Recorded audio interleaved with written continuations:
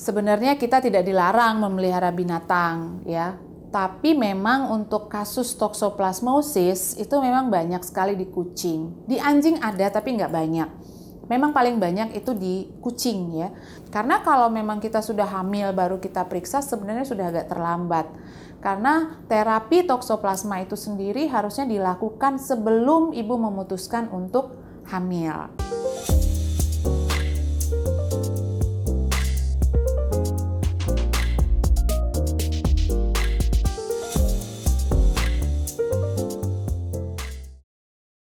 Halo Sobat DRV, bertemu lagi dengan saya Dr. Julita Nenggolan, spesialis obstetri dan ginekologi. Kali ini saya akan membahas tentang pertanyaan-pertanyaan dari para ibu hamil seputar mitos-mitos atau larangan-larangan apa saja yang boleh dan tidak boleh dilakukan oleh ibu hamil. Berikut penjelasannya.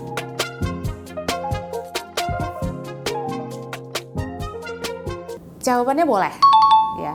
Tapi tentu saja kembali lagi ada beberapa syarat dan kondisi yang perlu diperhatikan.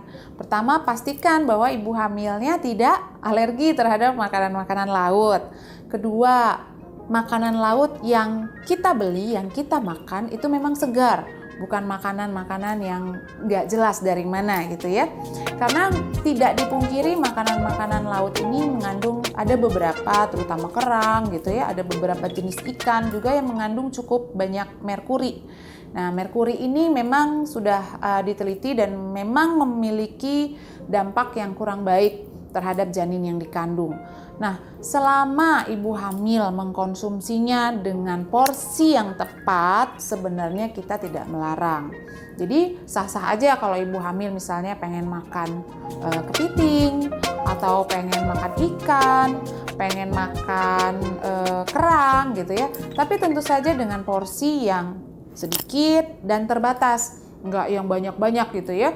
Dan saya yakin juga bahwa tidak semua ibu hamil itu setiap harinya pasti mengkonsumsi yang namanya seafood atau makanan laut. Dan jangan lupa, ikan laut itu juga sangat baik. Banyak yang proteinnya cukup tinggi dan memang harus kita konsumsi. Jadi tidak betul bahwa semua jenis seafood itu berbahaya dan tidak layak untuk dikonsumsi.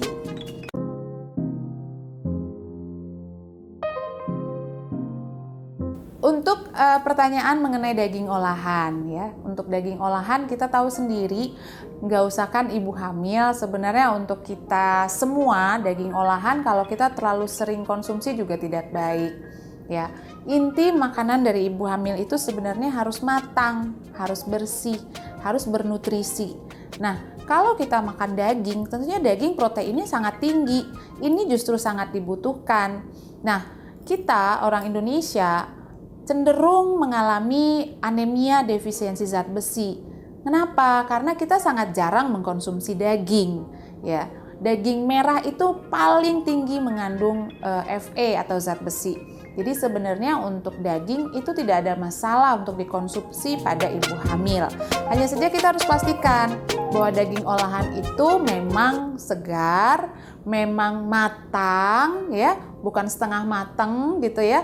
Dan perhatikan cara mengelola makanannya.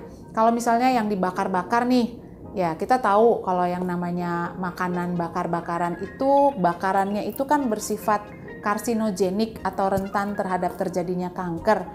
Pada orang biasa aja sudah bisa seperti itu, apalagi terhadap ibu hamil. Sehingga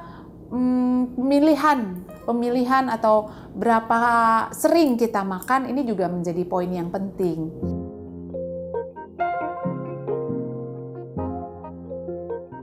Sebenarnya tidak ada literatur atau research satupun yang mendukung bahwa hubungan seksual itu tidak boleh selama kehamilan.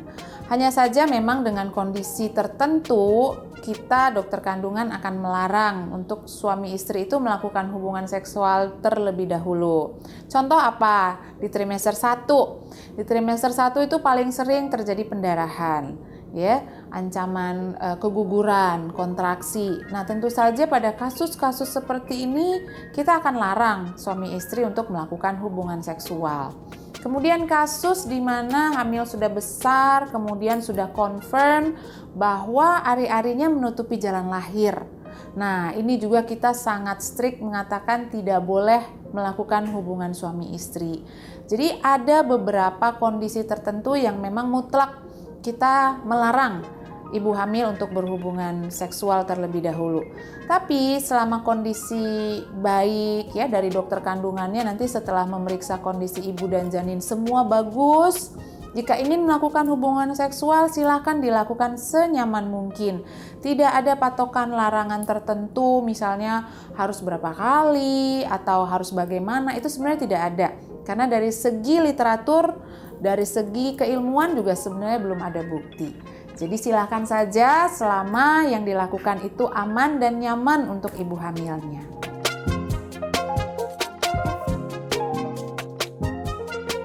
Sebenarnya tidak ada larangan, hanya saja perlu diperhatikan bahwa pada saat kita berendam itu terjadi penguapan cairan juga karena panas ya, sehingga itu kan pembuluh darah gede semua tuh, terjadi penguapan sehingga bisa terjadi resiko kekurangan cairan pada ibu hamil.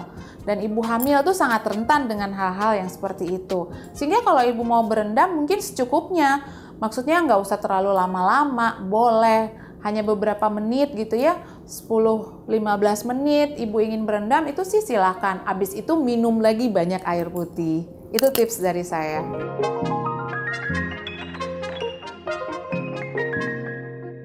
Sebenarnya kita tidak dilarang memelihara binatang ya. Tapi memang untuk kasus toxoplasmosis itu memang banyak sekali di kucing. Di anjing ada tapi nggak banyak. Memang paling banyak itu di kucing ya. Jadi memang harus kita pastikan bahwa kucing kita bersih ya. Kucing kita memang di rumah. Kemudian untuk membersihkan kotorannya itu harus segera. Jadi begitu dia pup ya, itu langsung dibersihkan ya, diberi antiseptik, menggunakan sarung tangan, kita buang, kita pakai masker ya. Atau kalau memang kita tidak mau berkontak langsung, kita bisa punya asisten atau siapapun yang kita bisa minta tolong untuk dibersihkan pupnya gitu ya. Kita jadi bukan kita langsung, ibu hamilnya langsung yang membersihkan kotoran peliharaannya atau kucing dan anjingnya. Jadi silakan saja. Nah kemudian satu lagi yang memang harus dipastikan bahwa sebelum ibu hamil memutuskan untuk hamil, sebaiknya memang kalau kita tahu kita memelihara kucing atau anjing, periksa dulu torchnya ya, toxoplasmosisnya kita harus cek dulu ada nggak. Karena kalau memang kita sudah hamil baru kita periksa sebenarnya sudah agak terlambat. Karena terapi toksoplasma itu sendiri harusnya dilakukan sebelum ibu memutuskan untuk hamil.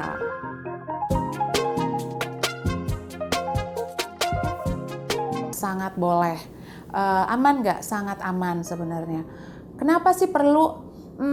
Begini, jadi ibu hamil itu status kekebalan tubuhnya atau status imunnya memang menurun. Kenapa ya? Karena kehamilannya sendiri. Jadi ada satu proses kekebalan tubuh yang sedang terjadi pada saat ibu mengandung. Jadi sistem kekebalannya pasti akan menurun. Sehingga apa? Sehingga ibu hamil itu rentan sekali terkena penyakit. Itu makanya kenapa mungkin dulu, ya zaman dulu itu kan banyak larangan, nggak boleh ini, nggak boleh itu ya. Semua itu karena apa? Karena kalau sampai ibu hamil tersebut sakit, obatnya kan tentu susah. Nggak semudah orang yang nggak hamil gitu, karena kita harus memikirkan apakah ada dampak atau efek dari obat yang kita minum terhadap janin.